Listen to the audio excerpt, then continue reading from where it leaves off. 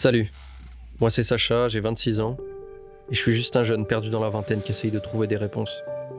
Alors si toi aussi t'es en plein doute, t'es sûrement au bon endroit. Je prétends pas avoir la science infuse, mais je voulais juste te partager mon expérience et quelques éléments de réponse que j'ai trouvés en chemin, en espérant que ça éclaire quelques-uns de tes pas dans ta quête de sens. Là, frère, ça fait 4 ans j'ai pas de meuf. Ça fait 3 ans que j'essaie de taffer pour moi. Ça a bien marché au début, ça marche plus du tout, c'est la merde. J'ai plein de rêves, je sais pas comment les réaliser. Le point commun de tous les projets qui ont échoué, là. Tous mes projets, c'est moi, frère. Il y a que moi. Donc je le connais, le problème, tu vois. Je te jure, ça me fout la haine. Et j'ai 26 ans, j'ai l'impression d'avoir tout raté. La vingtaine est une décennie charnière. Elle fait la liaison entre l'adolescence et la vie d'adulte. Et c'est à ce moment précis qu'une partie de notre avenir se joue. À un moment où l'on a des réponses à pas grand-chose. Alors c'est normal de se sentir perdu. Si t'as l'impression de n'appartenir à rien de ce que l'on essaye de t'imposer, alors t'es au bon endroit. Après les études, je me suis senti lâché dans un grand vide, où il y a tellement de possibilités que je sais pas vraiment laquelle choisir.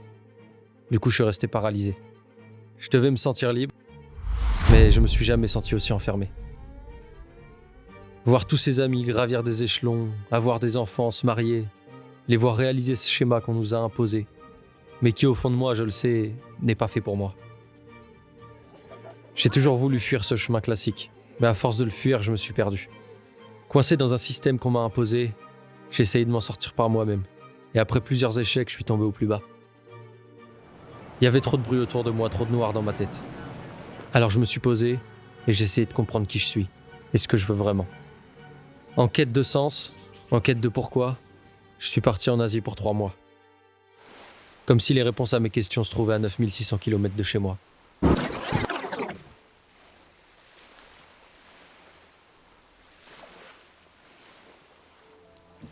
Ça, c'était ma vie il y a 3 mois. Coincé dans une faille infernale qui te tue un peu plus chaque jour. Vivre la même journée, encore et encore. Comme si t'étais pris dans une boucle sans fin. Qui tue ta créativité, ton envie, ta motivation. S'allonger dans le lit, regarder le plafond et se dire mais qu'est-ce que je fous là ? C'est ça ma vie ? Mais où je vais ? Comment je vais m'en sortir ? Qu'est-ce que je vais faire ? En vrai, peu importe le sentiment. Que ce soit de la haine, de la rancœur, de la tristesse, ça n'a pas d'importance. Faut juste être conscient de ce que l'on ressent. Alors je me suis posé et je me suis écouté. Pour trouver des réponses, je me suis dit qu'il fallait identifier la source de ces problèmes et définir ce que je ressens. Comment tu veux trouver les bonnes réponses si tu te poses pas les bonnes questions ? Et comme tout dans la vie, je me suis rendu compte que c'était pas si simple. Il n'y a pas une chose en particulier. Il y a un sentiment général, mais il y a plein de petites raisons qui, mises bout à bout, créent un sentiment plus gros, plus lourd. Un sentiment d'immensité, d'avoir 1000 directions possibles dans lesquelles aller, mais pas savoir laquelle choisir. L'impression que parmi tous les choix possibles, aucun ne me correspond, et qu'il n'y aura personne pour venir m'aider. Comme beaucoup de jeunes qui ont été étudiants pendant le Covid, j'ai découvert la solitude. Bien que j'ai appris à l'apprécier, on reste des êtres sociaux. Il y a certains moments qu'on préférerait passer en bonne compagnie. Le problème, c'est que même quelques années après la fin de l'épidémie, j'ai l'impression que cette période d'isolement, elle a cassé ce lien social qui était en moi. Et même quand je suis entouré, parfois je me sens seul. J'ai aussi une profonde envie d'être libre, mais je me sens emprisonné dans ce système. Ne pas vouloir rentrer dans le chemin classique. Métro, boulot, dodo, une femme, des enfants, un appart. L'envie d'entreprendre, mais de se sentir incompris par le monde qui t'entoure. Et le pire dans ce cas de figure, c'est que t'auras toujours tort tant que t'as pas réussi à prouver que t'as raison. J'ai aussi un grand sentiment d'indécision. Parce qu'avoir 20 ans, c'est avoir des milliers d'opportunités qui s'offrent à toi. Mais comment faire le bon choix ? Comment savoir ce que je veux faire pour le reste de ma vie à 20 ans ? Et puis qu'est-ce qui est le plus important pour moi ? J'en sais rien. Créer une famille ? Réussir professionnellement ? Avoir de l'argent ? Être heureux ? Puis même quand t'as des idées, il y a un grand sentiment d'impuissance. J'ai eu des centaines de projets qui me sont passés en tête, mais comment je les réalise ? Je connais personne, j'appelle qui ? Je fais quoi ? Je commence par où ? Comment je trouve l'argent ? Comment je trouve des gens qui ont envie de faire ça avec moi ? Puis grandir, c'est aussi un saut dans l'inconnu. Parce qu'être dans la vingtaine, c'est devenir adulte. Devoir faire face pleinement aux conséquences des choix qu'on a fait précédemment. Parce que quand t'étais petit, t'appelais papa, maman, et le problème il se réglait en quelques heures. Ben maintenant c'est à toi de trouver les réponses. Toutes ces petites choses, mises bout à bout, elles te donnent le sentiment d'être au milieu d'un grand brouhaha, un sentiment d'insignifiance, d'être un grain de sable au milieu du Sahara, une goutte d'eau dans l'océan.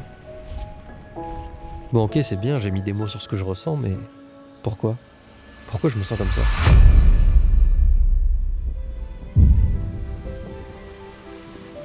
Après avoir mis des mots sur ce que je ressentais, j'ai essayé de comprendre pourquoi je pouvais me sentir comme ça.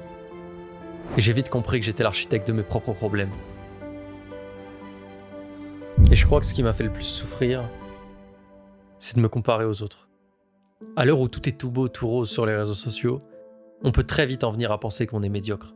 T'en vois un dépasser le 1 million d'abonnés, puis une autre assister au gala qu'elle a toujours rêvé depuis qu'elle est petite, et un autre remporter un trophée avec son club de cœur. Et puis tu te vois toi, et tu te rends compte que t'es encore en train de scroller, pendant que eux y font. Kylian Mbappé, né à 2 mois d'intervalle avec moi.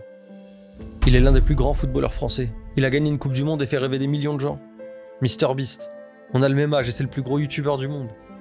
Pourquoi je vois un petit gars de 22 ans monter l'Everest et m'infliger une leçon de vie ? Ces gens ont tous le même âge ou sont plus jeunes que moi, alors pourquoi j'en suis là ? Bon, ça j'ai une petite réponse, mais je te la donnerai plus tard. Toutes ces questions nocives qui te font se sentir nul, tout petit, insignifiant. Mais être là, à les regarder bêtement en se comparant à eux, c'est juste nocif. Parce que tout ce temps que tu passes à les regarder et à te comparer, c'est du temps que tu passes pas à faire, à créer. À force de voir nos idoles au sommet, on en a fini par oublier qu'elles ont commencé tout en bas. Au lieu de regarder la première marche à monter, on regarde le haut de la tour. Alors forcément qu'on pense que nos jambes sont trop petites pour atteindre le sommet.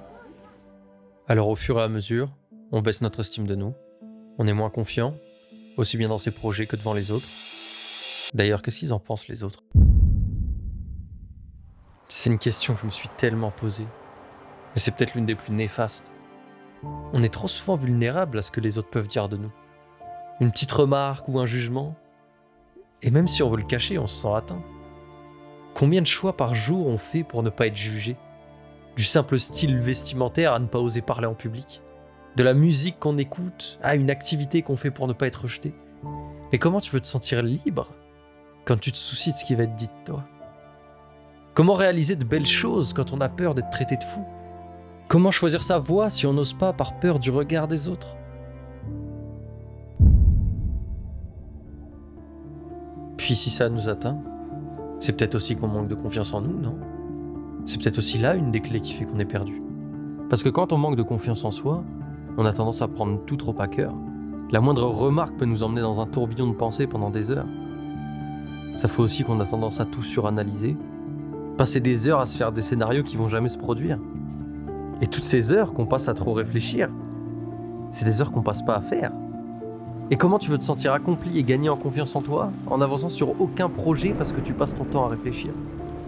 Et en perdant en confiance, on peut finir par se renfermer sur soi-même et alimenter un autre cercle vicieux. En étant isolé pendant le Covid, beaucoup de jeunes ont perdu une partie de leur vie sociale. Et j'ai fini par garder cette mauvaise habitude qui alimente tout le reste. Parce qu'en voyant moins de personnes, on est moins à l'aise socialement. Donc on s'isole, encore plus, et on finit par accepter cette solitude qui devient notre meilleur ami. Le fait de voir moins de personnes, ça te fait perdre en créativité, en fraîcheur, en énergie. Ça te fait perdre aussi en communication. Et alors d'exprimer ses idées et ses projets aux autres, tout devient plus confus. En se coupant des autres, on se coupe aussi de toute aide potentielle. On crée un brouillard sur nos possibilités et notre avenir. Ça devient dur de trouver une issue ou de se fixer des objectifs. Vous vous souvenez de ces 2 mois de vacances d'été qu'on avait quand on allait à l'école ? Au début c'est cool, mais au bout d'un moment on s'ennuie, non ? Parce que qu'on ait 8 ans, 20 ans ou 45 ans, il n'y a rien de pire que de se lever sans objectif et savoir ce qu'on va faire de sa journée. Il n'y a rien de plus déprimant que d'avoir aucun objectif. Et si le titre c'est ne pas savoir se fixer d'objectifs, c'est certes parce qu'il y a ceux qui s'en fixent aucun, mais il y a aussi ceux qui s'en fixent des trop grands. Et cette catégorie, je la connais très bien, parce que je fais souvent partie de ceux qui voient les choses en trop grand. Et c'est tout aussi néfaste, parce que face à l'immensité de la tâche, on finit vite par tomber dans l'inaction. Imaginez si le seul objectif de DiCaprio, ça avait été de remporter un Oscar. Si Inoxtag avait voulu monter l'Everest sans sommet intermédiaire, si Elon Musk avait pour seul objectif d'envoyer des gens sur Mars, sans objectif plus petit, toutes ces tâches plus grandes paraissent impossibles. Et puis personnellement, il y a autre chose qui me semblait impossible. C'était de devenir adulte. Se rendre compte que tout autour de toi n'est pas si rose. Découvrir les vrais visages de certains potes ou certains membres de ta famille. Alors que jusqu'à présent, on t'avait protégé de tout ça. C'est aussi l'une des causes qui m'a fait me sentir perdu. Quand j'ai réalisé que tous les adultes qui m'entouraient n'en savaient pas beaucoup plus que moi. Que mes parents ne sont pas des super-héros. Comprendre qu'à partir de maintenant, j'allais être vraiment seul face à mes problèmes. Et j'aime pas blâmer les autres, mais il y a une part de responsabilité qui peut être attribuée au système scolaire. Bien que je pense être entièrement responsable de ce sentiment, je peux pas dire que le système scolaire m'a aidé. À l'âge de 13 ans, on te demande ce que tu veux faire pour les 50 prochaines années de ta vie, comme si t'en avais la moindre idée. À un âge où on a déjà du mal à s'habiller et à choisir une coupe de cheveux potable, on nous demande de choisir un métier. Et en parlant de choisir un métier, vaut mieux que tu sortes pas trop du lot. De toute façon, ils en ont pas grand chose à faire. Ils nous ont tous orientés vers des études supérieures. Tout ça pour voir la moitié des jeunes se casser la gueule en licence. Parce qu'ils en avaient rien à foutre de ce qu'on voulait. Tous les profs, les conseillers d'orientation, tout ce qu'ils regardaient c'était les notes. Leur seul but c'était de t'envoyer à l'université. Que tu sois bon ou non, que tu sois fait pour ça, que t'en aies envie ou pas. Et vous savez comment je sais ça ? Parce que je suis pas le seul. Parce que quand t'arrives à la fac, après 3 semaines, tu vois qu'il manque la moitié des gens dans la classe. Combien sont sortis réellement éclairés ou contents d'un rendez-vous avec la conseillère d'orientation ? Combien l'ont vu même plus de 5 fois au lycée ? Combien comprenaient réellement les choix qu'ils étaient en train de faire ? Combien ont été vraiment écoutés ? Et je pourrais continuer encore longtemps sur le système scolaire. Mais bon, je veux pas trop m'attarder dessus. Ce serait trop facile. Je pense qu'il faut d'abord pouvoir se regarder dans la glace et pouvoir se dire qu'on a tout fait avant de remettre la faute sur les autres. D'ailleurs, vous avez pas remarqué une similarité entre tous les problèmes que je vous ai énoncés ? À part la balle perdue à l'éducation nationale. Ils viennent tous de moi, ces problèmes. Je suis celui qui prend les choses mal. C'est moi qui m'isole, qui me compare et surinterprète les choses. C'est moi qui me fixe des objectifs trop grands. Mais bon, il y a au moins un point positif dans tout ça. Si ces problèmes ils viennent de moi, et que j'en suis conscient, je devrais pouvoir les résoudre, non ?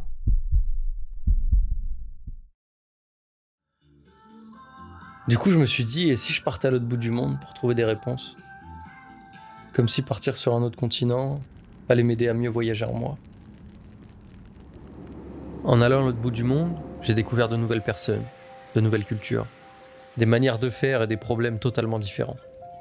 Et c'est là que je me suis rendu compte qu'aussi loin de chez moi, mes problèmes n'avaient aucune valeur, aucune importance. En me posant, en contemplant tout ça, je me suis dit que si une personne d'une culture différente ne peut pas ressentir mon problème, alors c'est que c'en est pas vraiment un. Si ça touche pas la santé, ça implique pas de dormir dehors ou de pas manger aujourd'hui, alors c'est pas un vrai problème. Oublier de répondre à un mail, arriver en retard, ne pas réussir dans ce que l'on souhaite, c'est pas plaisant certes, mais est-ce que ce sont réellement des problèmes ? Ou est-ce qu'ils en sont devenus uniquement parce que j'en ai décidé ainsi ? C'est moi qui ai décidé d'accorder de l'importance à ces choses-là. Elles sont pas essentielles à ma vie. C'est le cocon dans lequel je vis qui me donne l'impression que tout cela est important, mais si je décide de m'en foutre, je crois qu'il va pas se passer grand-chose. Tu sais ce qui est drôle ? C'est que je le pensais réellement en voyageant. Et en retournant dans mon quotidien, je me suis laissé rembarquer dans cet engrenage. Quand j'étais en France, ma vision était centrée sur une chose, la réussite financière. J'avais que ça en tête. J'avais besoin d'élargir ma vision. Et là, j'arrive à l'autre bout du monde, dans un pays où la mentalité est à l'opposé de tout ça. Et je crois que je me suis vite rendu compte que la beauté de la vie, elle réside dans plein de choses. Mais je pense pas que l'argent soit l'une d'entre elles. Si je continue dans cette mentalité, je vais passer à côté de plein d'expériences magnifiques. L'argent, c'est pas une finalité, c'est un outil. Et il finira forcément par arriver si je fais ce que j'aime. Vivre pour l'argent ne me rendra pas plus heureux. Et si je peux pas être heureux sans argent, qu'est-ce qui me prouve que je le serai une fois que j'en aurai ? Voyager, c'est bénéfique sur tellement d'aspects. Ça m'a permis de me poser, de comprendre des choses, de grandir, de changer ma vision sur certains sujets, de me retrouver pleinement. Alors si vous en avez l'occasion, partez découvrir le monde. Et laissez pas l'argent être un frein. Les plus beaux voyages sont souvent les voyages de la galère, parce que c'est ceux qui nous poussent à faire de belles rencontres. Et puis voyager, c'est pas forcément partir à l'autre bout du monde. Alors partez découvrir de nouvelles choses, même à côté de chez vous, parce que c'est ça la vraie richesse. Les expériences, les souvenirs. Parce qu'à la fin de la vie, je pense qu'il faut mieux se dire j'ai fait plutôt que j'ai eu. Et comprendre ça, c'est la première chose d'une longue liste qui m'a aidé à aller mieux. Tu sais, j'ai pas les réponses à toutes les questions, mais je vais te donner ici quelques actions qui m'ont aidé à aller mieux. Ce qui m'a sans doute le plus apaisé, c'est de retrouver une routine. Une sorte de fil conducteur au milieu du flou. Me lever en sachant où j'allais, ça a donné un sens à mes journées. Parce qu'au fond, c'est aussi ça être perdu. C'est se réveiller sans savoir où l'on va, comme un bateau qui dérive au milieu de l'océan. Retrouver une routine, ça m'a permis de sortir peu à peu de cette spirale floue. Pour ancrer cette dynamique, j'ai commencé à faire des to-do list et à planifier mes journées. C'est pas un truc que j'apprécie, mais j'ai appris à duper mon cerveau pour lui donner un sentiment d'accomplissement. Et c'est pas obligé d'être de grandes tâches complexes. Ça peut simplement être lire 30 minutes, faire 1 heure de sport, faire de la méditation. Mais à chaque case cochée, même la plus simple, ça me procurait une vraie sensation d'accomplissement. Et à chaque fois, j'avais envie d'en faire plus pour en cocher de nouvelles. Et noter sa journée dans son agenda ou faire une to-do list, ça permet d'avoir une vision claire de notre prochaine journée. Ça permet de s'endormir et de se réveiller avec un but précis pour le lendemain. Certes, il faut avancer et faire ses tâches, mais il y a autre chose qui est tout aussi important, c'est prendre du temps pour soi. Chaque jour, avoir un petit moment qui compte pour nous. Un moment où on prend soin de soi. Que ce soit physiquement ou mentalement. Généralement, je fais un truc que j'aime. Ça peut être faire du sport, de la méditation, lire un livre, un manga, se poser, regarder un film, apprendre à jouer d'un instrument ou écrire. Mais prends 1 heure dans la journée que pour toi. Coupe-toi des autres de ton téléphone et juste apprécie ton moment. Que ce soit pour t'amuser, te détendre ou extérioriser. Et ça aussi, tu peux le marquer dans ton agenda ou ta to-do list. Parce que c'est tout aussi important. C'est un peu une phrase de fou, mais se montrer à soi-même qu'on s'accorde de l'importance, ça aide plutôt pas mal à augmenter l'estime de soi. Parce que si tu prends pas soin de toi au quotidien, qui va le faire à ta place ? Je vous en ai déjà parlé, mais se fixer des objectifs, ça change tout. C'est un peu comme rallumer une lanterne dans un tunnel sombre. On voit peut-être pas encore la sortie, mais au moins on voit où on pose les pieds. Comme je te l'ai dit, j'ai tendance à me fixer des objectifs trop gros. Alors ce que j'ai fait, c'est simple. J'ai pris mes 2 plus grands objectifs et je les ai découpés en étapes plus petites. Imagine que ton rêve, c'est de devenir astronaute. Ok, dans combien de temps tu veux y arriver ? Dans 10 ans ? Très bien, maintenant que tu as un horizon, qu'est-ce que tu dois faire la première année pour arriver jusqu'à ce rêve ? Qu'est-ce que tu peux faire cette semaine pour avancer ? Tu vas aller sur internet, regarder les meilleures écoles, regarder s'il y a un concours pour entrer, te préparer à ce concours. La vie, c'est un peu comme un jeu vidéo. T'as une grande quête principale et elle est faite de plein de petites missions. Et parfois, tu dois dévier un peu, faire quelques quêtes secondaires pour revenir plus fort. Et si tu sais pas ce que tu veux faire dans les grandes lignes, ça n'a pas d'importance. Avoir des objectifs, même tout petits, ça te donne une direction. Ça peut être lire 1 heure par jour, apprendre une langue, essayer un nouveau sport. Beaucoup se focalisent sur la ligne d'arrivée, mais on avance en posant un pas après l'autre. Avoir plein de petits objectifs chaque jour, chaque semaine, c'est ça qui fait réellement avancer et qui permet de rester motivé. J'ai pas toujours aimé lire, mais j'ai toujours aimé apprendre. Et bien souvent, un livre, c'est le nectar d'années d'expérience d'une personne sur un sujet précis. C'est apprendre des erreurs des autres avant de les commettre soi-même. Alors j'ai pas eu le choix, j'ai commencé à lire, enfin à écouter des livres audio. Et j'ai pas envie de rentrer dans ma phase giga chat de développement personnel, mais apprendre à se connaître et à comprendre ce qu'on ressent, c'est une des vraies clés pour avancer. Comprendre ses émotions, apprendre à les reconnaître, puis petit à petit apprendre à les maîtriser. Chacun les maîtrise comme il le souhaite, ça peut être en parlant avec une personne de confiance, en écrivant, au travers de la musique ou en faisant du sport, mais il faut trouver un moyen d'extérioriser ce que tu ressens. Ne pas garder tout ça en toi pour ne plus se sentir submergé. On a tendance à trop accumuler, alors vaut mieux décharger petit à petit qu'exploser à la fin. Apprendre à se connaître, c'est aussi savoir ce qu'on aime et ce qu'on n'aime pas, connaître ses valeurs, en définissant mes 3 valeurs principales, qui sont la liberté, le respect, la famille, j'arrive mieux à prendre des décisions et à savoir où je vais. Si une décision va à l'encontre de ces valeurs qui me sont chères, c'est qu'elle n'est pas faite pour moi. Il ne faut pas être rigide à 100%, mais ça aide à savoir la direction dans laquelle on veut aller. Et puis une fois qu'on sait s'écouter, se maîtriser et qu'on connaît ses valeurs, on se connaît un peu mieux soi-même et on a un peu plus confiance en soi. Avant, quand je commençais quelque chose, la seule chose qui m'intéressait, c'était les résultats. Et c'est très étrange parce que le résultat, c'est 1% du projet. C'est que la fin. Pourtant, dans toutes les histoires qu'on nous raconte, ce qui nous intéresse, c'est les péripéties. Comment cette personne a fait pour en arriver là ? Comment elle a fait pour accomplir une tâche aussi impressionnante ? Pour pouvoir gagner autant d'argent ? Et réussir cet exploit sportif ? C'est le procédé qui est intéressant, pas le résultat. Alors petit à petit, j'ai compris que je pourrais pas m'amuser si je ne jurais que par le résultat. J'ai appris à aimer construire le plan et à résoudre les problèmes. J'ai appris à aimer la difficulté parce que c'est dans ces moments-là qu'on progresse. Dans un projet, la route c'est 99% du temps. Alors vaut mieux apprendre à l'apprécier. Vous avez déjà vu quelque chose de bénéfique et d'incroyable qui est simple à atteindre ? J'ai aussi dû changer ma vision de l'échec. Avant, je faisais pas parce que j'attendais toujours que tout soit parfait avant de me lancer. Je voulais pas me tromper, mais l'échec c'est nécessaire pour apprendre. Là où on progresse le mieux, c'est sur le terrain. Je peux lire 4 livres de foot, regarder 15 vidéos par semaine. Et si je vais pas sur le terrain pour m'entraîner avec la balle, je serai toujours incapable de dribbler ou de tirer. Le savoir et l'action sont complémentaires. Et puis si on était bon à tout dès qu'on commençait, est-ce que ça aurait vraiment de la saveur de réussir ? Ça, j'ai de la chance, ça a toujours été ancré en moi. Je sais que tout finira par s'arranger. Je me suis toujours dit, face à un problème, tu peux adopter 2 attitudes. Soit tu te dis que c'est perdu d'avance, et donc t'essayes même pas, tu prends pas la peine de te battre. Soit tu te dis que c'est possible, et tu mets toutes les chances de ton côté pour que ça arrive.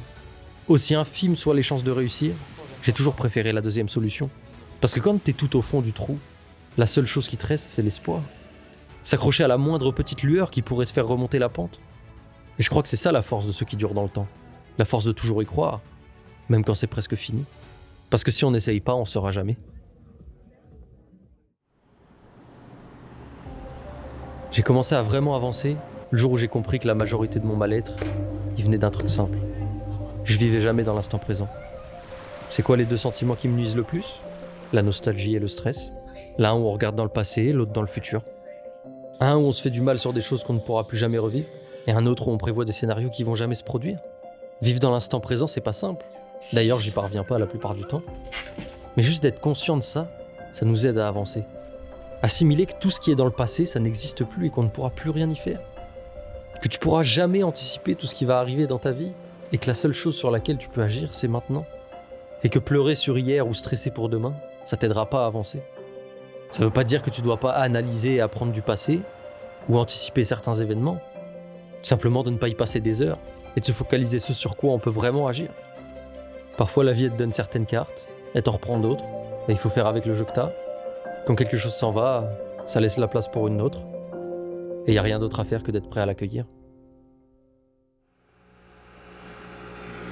Après avoir bien travaillé sur moi, j'ai compris quelque chose d'important. C'est essentiel d'apprendre à aimer sa propre compagnie, mais beaucoup de choses précieuses se trouvent aussi dans les autres. Sortir de la solitude est loin d'être facile, mais en se reconnectant aux autres, j'ai retrouvé quelque chose de profondément humain. Les rencontres peuvent être tellement bénéfiques, elles te permettent de découvrir de nouveaux horizons, de nouvelles manières de penser, de sortir de ta zone de confort. Les autres sont une source d'inspiration immense. Ils peuvent aussi nous faire avancer dans nos projets. Par leur énergie, leurs idées, leurs compétences, leurs contacts. T'as déjà vu une personne seule construire un immense projet ? On a toujours besoin des autres. Que ce soit pour évoluer dans le pro, ou que ce soit simplement pour rire, discuter, se sentir vivant. Et aussi, parfois, c'est eux qui nous apportent les réponses qu'on n'arrivait pas à trouver seuls. Tu sais ce moment où tu bloques pendant des heures sur un truc, et là il y a quelqu'un qui débarque et qui te sort la solution en 2 secondes. Pas parce qu'il est plus intelligent, mais parce que t'avais tellement la tête dans le guidon que t'étais incapable de voir l'évidence. Et c'est de ça que j'ai besoin aujourd'hui. Après avoir passé trop de temps seul, j'ai besoin des autres. Combien de fois je me suis dit que j'étais nul en faisant une activité, ou moche en me regardant dans le miroir. On est souvent trop dur avec soi-même, bien plus qu'on le serait avec n'importe qui d'autre. Je dis pas qu'il faut se trouver des excuses pour tout, mais simplement qu'il faut apprendre à être juste. C'est pas grave de rater une séance de sport ou de craquer sur un repas. Ce qui compte, c'est la manière dont tu réagis. Est-ce que tu t'enfonces ou est-ce que tu décides de faire mieux demain ? Dans tous les cas, la solution, c'est pas de t'enfoncer. Simplement d'être conscient de ce qu'on a fait, faire du mieux qu'on peut aujourd'hui pour être meilleur demain. Et à force, tu te rends compte que moins tu juges, toi ou les autres, plus ton esprit s'apaise. T'as moins de colère, moins de pensées négatives qui tournent dans ta tête pendant des heures. T'avances plus léger, parce que tu sais que t'es droit avec toi-même. Chacun fait ce qu'il peut avec ce qu'il a. Et parfois, juste se le rappeler, ça suffit à changer l'énergie d'une journée. En grandissant, on finit aussi par oublier que la vie, ça doit être vécu avec plaisir. Quand vient le moment de faire des choix, il faut apprendre à écouter son cœur et cet enfant qu'on a été. N'abandonnez jamais vos rêves, pour quelqu'un ou pour quelque chose. Il n'y a rien de plus triste qu'un adulte qui a laissé mourir ses rêves d'enfant. Tu vois cette version de toi quand t'avais 10 ans qui avait plein de rêves ? Ne la trahis jamais. Parce que si tu la laisses, elle reviendra frapper à ta porte pour te rappeler toutes les promesses que tu lui avais faites. Notre temps est la ressource la plus précieuse. Il est compté et on ne sait pas quand il s'arrête. Alors faut faire de notre mieux pour accomplir les choses qu'on veut pendant ce passage éphémère sur Terre. La vie est un train qu'il ne faut pas rater. Ne restez pas sur le quai à regarder les wagons passer ou à vous dire qu'il y en aura un autre. Parce que plus tard, c'est peut-être jamais. Alors j'ai aucune idée de quoi sera fait demain, mais face à cette incertitude, ma seule option c'est d'avancer. D'essayer de me tromper jusqu'à devenir bon dans ce domaine qui me plaît. Faut que j'arrête de stresser autant parce que jusqu'à maintenant j'ai eu 1 millier de problèmes et je suis encore là. Avec mes rêves et mes envies. J'ai compris qu'au final, ce qui me fait stresser c'est l'inaction. C'est de rester immobile. Parce que c'est le seul moment où tu te rapproches pas de tes objectifs. Parce que ne rien faire, ça laisse trop de place au doute. Il faut que je continue à découvrir la vie, expérimenter de nouvelles choses, différentes cultures, sortir de ma zone de confort pour mieux me connecter aux autres. J'ai trouvé une partie des réponses en moi, mais je pense qu'il me reste une partie des réponses à trouver ailleurs. Il faut que je remplisse toutes ces jauges d'XP petit à petit pour devenir un meilleur humain. Et en étant dans le vrai, je devrais me rapprocher de mes objectifs et être plus heureux. Et pour être plus heureux, je crois surtout qu'il faut que je sois plus gentil avec moi-même. Parce que cette pression de la réussite, il n'y a que moi qui me la met. Tout le reste du monde s'en fout que je réussisse ou non. Je crois que je commence à réellement assimiler qu'on n'a qu'une vie, alors j'ai envie de la passer à faire des trucs que j'aime, à partager. Et même si parfois c'est difficile, je veux faire que des choix qui ne me laisseront aucun regret. Parce que plus tard, j'aimerais pouvoir sourire sans amertume. De toute façon, au final, ça va aller. Si j'y mets tout mon cœur, ça devrait finir par marcher, non ? Voilà, je t'ai partagé toutes mes pensées, toute ma remise en question, en espérant que certaines choses t'auront aidé. J'ai essayé d'être le plus sincère possible. Je t'invite à partager ton expérience et tes éléments de réponse en commentaire, afin que cela puisse aider un maximum de personnes qui sont dans le doute. Comme je te l'ai dit, j'ai pas la science infuse, mais à plusieurs on peut s'entraider. Et essayer d'y voir plus clair dans cette période trouble. C'était Sacha, je te dis ciao, à la prochaine. Mais j'ai pas envie que ça tombe dans un truc où on dirait que je me plains, tu vois. C'est juste un retour d'expérience. Je veux juste que ça aide ne serait-ce qu'une personne. Et j'aurais gagné.